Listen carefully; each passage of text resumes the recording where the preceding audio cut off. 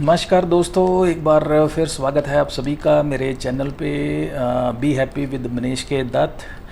हम डिस्कस कर रहे हैं book declutter your mind written by S J Scott and Barry Davenport. हम फोर्थ सेक्शन या इसका बुक का लास्ट सेक्शन जो है हम वो डिस्कस कर रहे हैं, D cluttering your surrounding.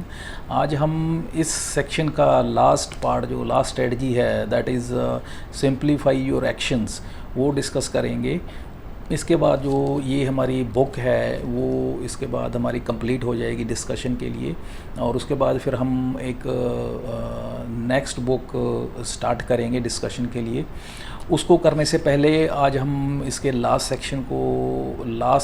Section की लास्ट स्ट्रेटजी जो है उसको डिस्कशन के लिए स्टार्ट करते हैं। तो चलिए शुरू करते हैं। स्ट्रेटजी जिसका नाम है सिंप्लीफाई योर एक्टिविटीज़। ऑथर कहते हैं कि हम अगर अपनी लाइफ अगर देखें कि बड़ी स्मूथ चले, अगर बड़े फ्लो के साथ हम अपनी लाइफ जिएं, फॉर एग्ज़ाम्पल कि आप या मैं कोई भी मान लें, हमारी अगर लाइफ फ्लो के साथ बड़ी चल रही है, बड़ी फ्लुएंसी के साथ चल रही है, बड़ी स्मूथ चल रही है, हम ये सोचें किसी फ्रिक्शन की कोई दिक्कत नहीं है, कोई फ्रिक्शन नहीं है, कोई ऑड सिचुएशंस नहीं है, जैसा हम चाह रहे हैं लाइफ वैसे चल रही है और एज़ पर आवर प्लान चल रही है, तो कितना अच्छा लगे, कितना हमें बढ़िया लगे, महसूस हो। बट इसमें भी कहते देखने वाली बात है कि अगर लाइफ इस तरह से चलती है तब भी हमें दिक्कत है। दिक्कत ये आती है कि हमारी रूटीन की जो नॉन वैल्यू एडेड एक्टिविटीज़ होती हैं, जैसे कि फॉर एग्जांपल नहाना धोना है या कुछ कोई बिल पे करना है या कुछ ऐसा है, ये चीज़ें जो हैं रूटीन में जो किसी उसमें नहीं आती हैं, तो हम ये चीज़ें छूट जाती हैं। बाद में यही चीज़ें जो हैं सो कॉल्ड जिनकी कोई वैल्यू नहीं है, जिनकी कोई नॉन वैल्यूडेड एक्टिविटीज़ हैं, ये हमारे लिए धीरे धीरे क्या है ऐड ऑन होती हैं, तो ये दिक्कत का कारण बन जाती हैं। तो कहना ये चाहते हैं ऑथर कि लाइफ अगर स्मूथ भी चलती है वो भी एक लिमिट तक ठीक है, लेकिन अगर वो परमानेंट या अगर ज़्यादा लंबा समय स्मूथ चलती है तो वो उसमें भी हमारे लिए प्रॉब्लम्स क्रिएट होनी शुरू हो जाती हैं। सो अगर आप कहें कि ये जो एक्टिविटीज़ हैं तो इनको आप अब ये एक्टिविटीज़ हैं इनको आप छोड़ नहीं सकते हैं। इस तरह की एक्टिविटीज़, ये एक्टिविटीज़ आपको करनी पड़ेंगी, और इनको करने के लिए अगर आप कहेंगे इनको भूल जाएं या इनको आप डी क्लटर करने के लिए इन एक्टिविटीज़ को माइंड से ये आपके अपने माइंड में क्लटर ना करें, इस चीज़ को अवॉइड करने के लिए आपको एस्केप करने की ज़रूरत नहीं है। बस आपने ये करना है कि माइंडफुली उनको ऑर्गेनाइज्ड तरीके से प्लान करके उनको करना है, ये ज़रूरी है।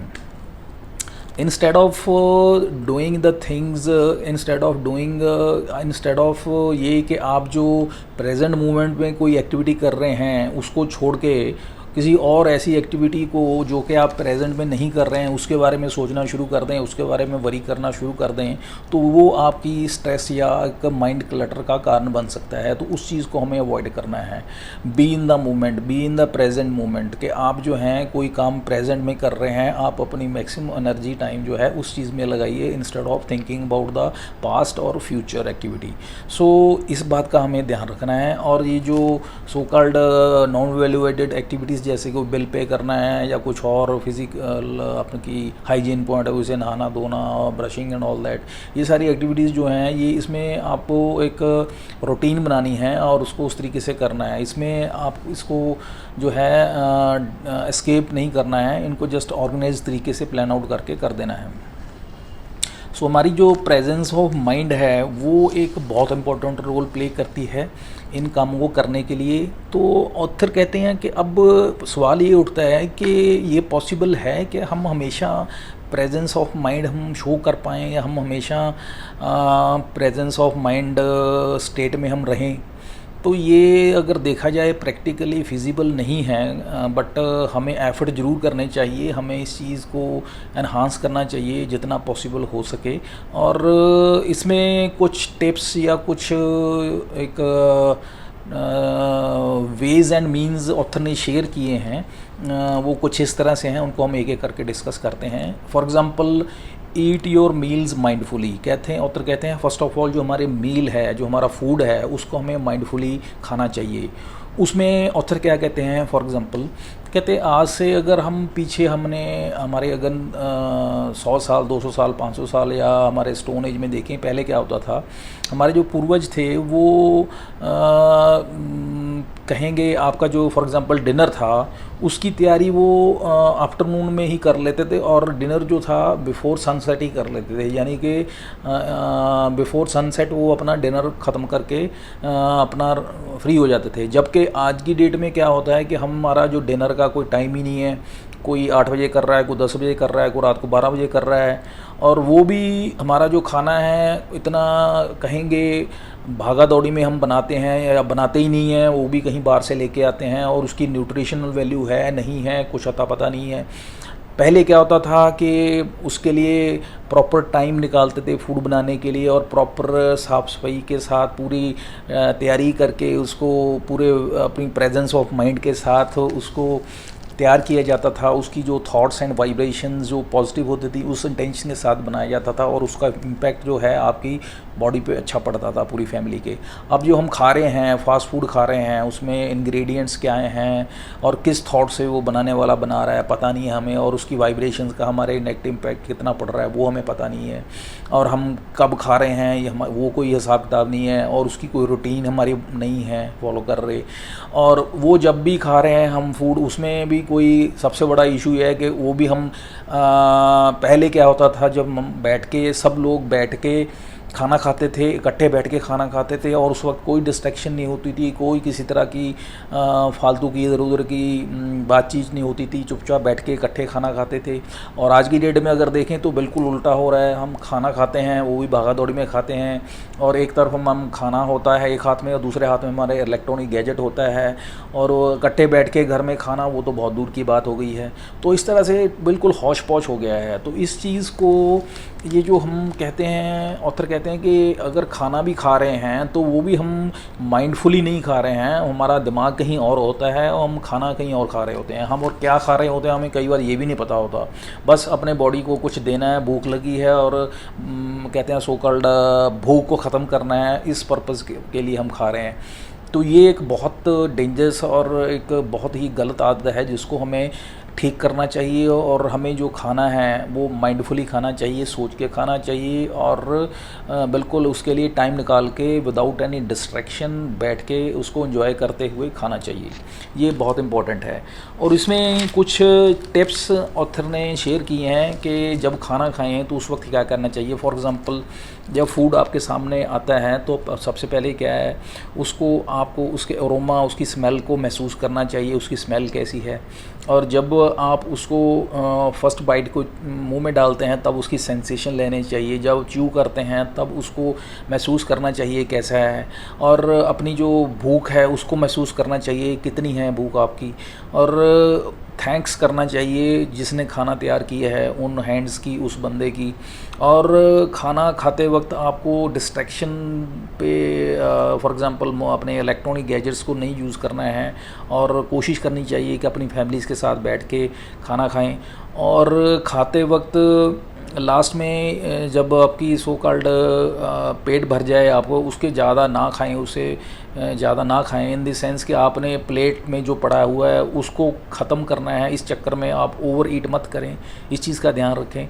और जो फाइनली आप अपनी जो हैं सो कॉल्ड यूटेंसिल्स हैं उसको आप वॉश करें आप खुद पर्सनली। सो इस तरीके से जो कुछ टिप्स हैं जो ऑथर सजेस्ट करते हैं कि हमें ये देखनी चाहिए और इनको फॉलो करना चाहिए। Second is clean your house. इसमें ऑथर कहते हैं कि हमें ऑथर ने खुद अपनी एग्जांपल दी है कि वो अपने यूटेंसिल्स को इतने अच्छी तरीके से, इतने प्यार से धोते थे या उनको साफ़ करते थे, just like new born Buddha को जैसे नहलाते हैं उस तरीके से अपने यूटेंसिल्स को धोते थे। तो इसमें कहना वो ये चाहते हैं कि ये जो एक्टिविटी है इस पे पूरा फोकस के साथ अपने जो घर है फॉर एग्ज़ाम्पल उसको एक ऑर्गेनाइज तरीके के साथ, एक प्लानिंग के साथ उसको करना चाहिए उस एक्टिविटी को। और इस एक्टिविटी को आप जो है घर को मैनेज करना, उस एक्टिविटी को आप खुद करिए instead of getting done from others to organize your home. कहते हैं आप अपने घर को ऑर्गेनाइज़ करने के लिए, उसको वेल मेंटेन करने के लिए कोशिश करिए कि आप इन्वॉल्व हों, आप करें उसको, इंस्टेड ऑफ के किसी और से करवाएं। तो ये बहुत ज़रूरी है। इस माइंडसेट से क्या होगा कि आपकी हेल्थ भी ठीक रहेगी, आपको सेंस ऑफ कंप्लीशमेंट भी होगी, और जितने बढ़िया तरीके से आप कर पाएंगे उस काम को कोई और नहीं कर सकता। आप ज़्यादा बेटर जानते हैं कि कौन सी चीज़ कहाँ पे रखनी है, कौन किस तरीके से आपने उसको मैनेज करना है, किस तरह से प्लान आउट करना है। तो आपको अपने दिमाग को लगाना है, अपने अपने माइंड को यूज़ करना है, अपने माइंड अपने हाउस को, अपने होम को सही तरीके से मैनेज करने के लिए, उसको सही तरीके से प्लान करके उसको संभालने के लिए। Third one is walk mindfully. Author इसमें कहते हैं कि जब आप फॉर एग्ज़ाम्पल ऑथर बैरी अपनी बात करते हैं, उन्होंने अपनी बुक पीस ऑफ माइंडफुलनेस में उसमें बताया है कि जब भी आप फॉर एग्ज़ाम्पल वॉक के लिए जाते हैं तो उसमें आपको क्या करना है, आपने नोट करनी है कुछ चीज़ें। फॉर एग्ज़ाम्पल जब आप तुर रहे हैं, जब आप चल रहे हैं, तो आपकी जो फीट्स हैं वो टच कर रहे हैं ग्राउंड को, तो उस तरह से साउंड किस तरह से आ रही है, आजू बाजू में किस तरह की साउंड्स आ रही हैं उनको सुनने की कोशिश करनी है, और जो एयर चल रही है, हवा चल रही है, उसमें कैसी साउंड्स आ रही हैं, और किस तरह की आजू बाजू में आपके स्मेल एनवायरनमेंट में किस तरह की हैं। तो ये सारी सराउंडिंग्स की जो है उनकी जो साउंड्स हैं उनको माइंडफुली अपने प्रेजेंस ऑफ माइंड के साथ उनको महसूस करने की कोशिश करनी है। कहने का मतलब वो be in the present that moment, उस मोमेंट में आपने जीना है। जब आप वॉक कर रहे हैं तो उस मोमेंट में जब आप प्रेजेंटली जिएंगे तो वो उसको ऑथर कहते हैं माइंडफुली वॉक करना। तो इस तरीके से आपने जो है सो कॉल्ड वॉक करना है, उसको एंजॉय करना है। Next is experience nature mindfully. Nature को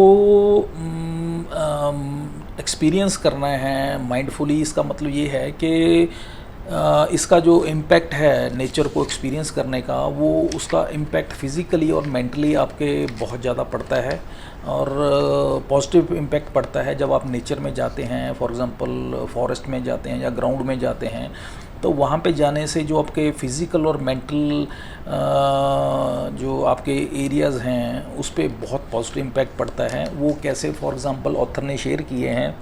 कहते हैं फॉर एग्ज़ाम्पल आपका इम्यून सिस्टम स्ट्रॉन्ग होता है, आपका बीपी कंट्रोल होता है, आपकी स्ट्रेस एंग्जाइटी लेवल रिड्यूस होता है, आपकी अगर सर्जरी हुई है उसके बाद आपकी रिकवरी ज़्यादा बढ़िया होती है, आपका सो कॉल्ड आपका मूड जो है वो एलिवेट होता है, आपका एनर्जी लेवल बढ़ता है, आपकी स्लीप जो है वो बढ़िया हो जाती है।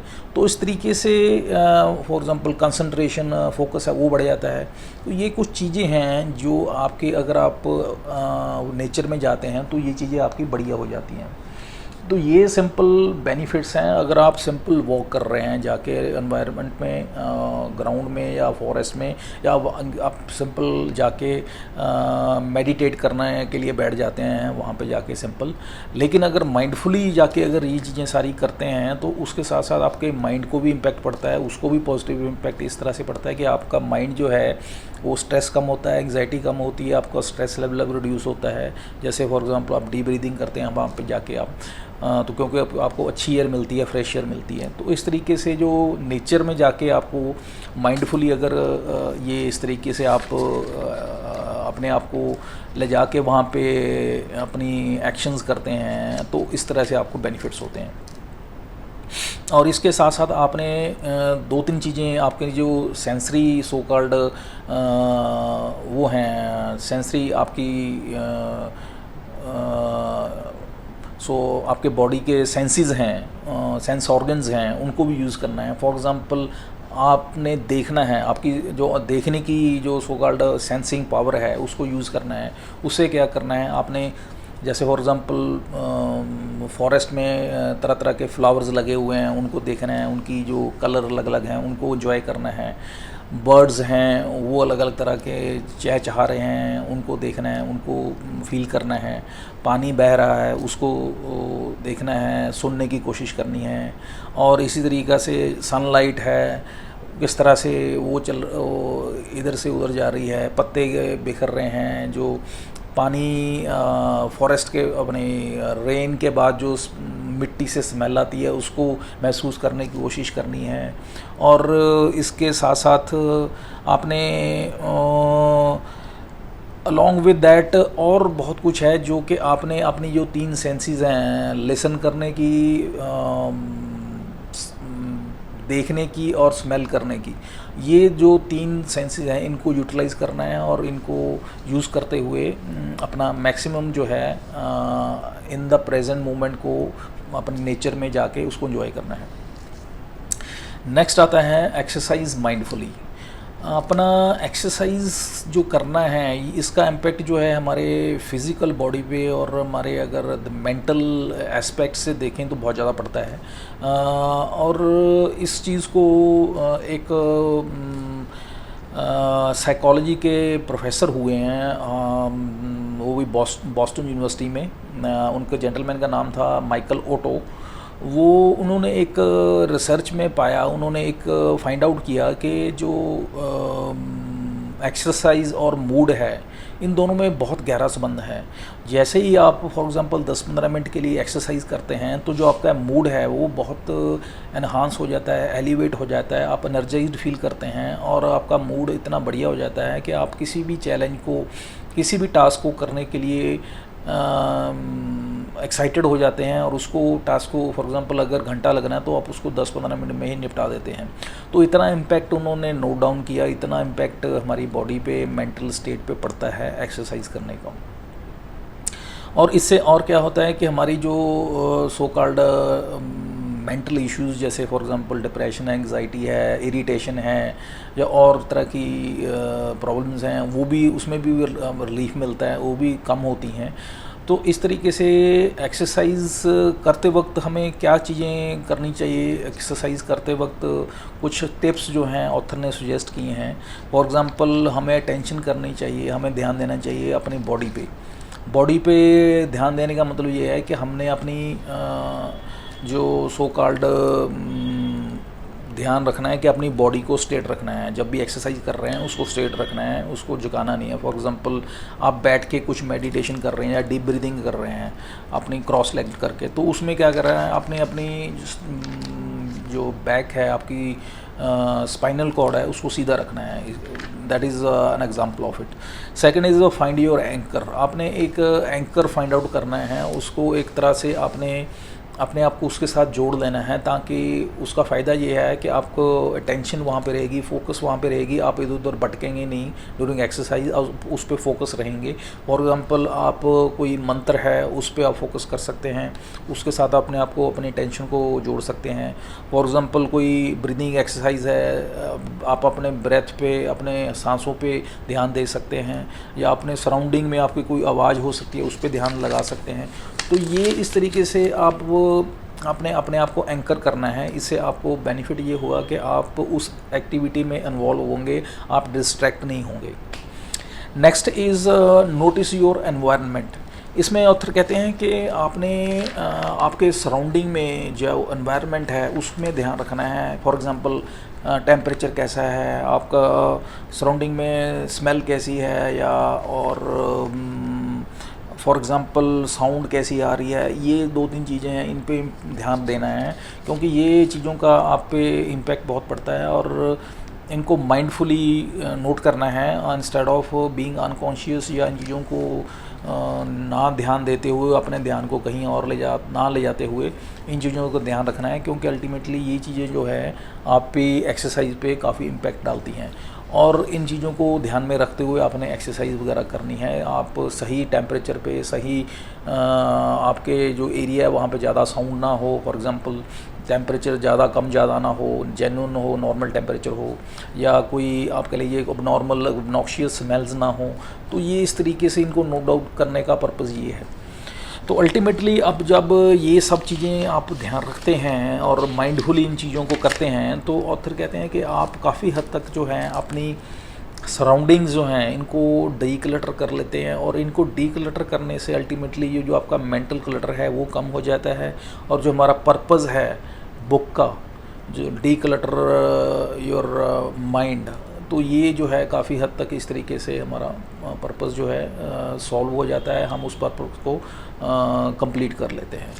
So this is all about this strategy, last strategy, that is simplify your actions.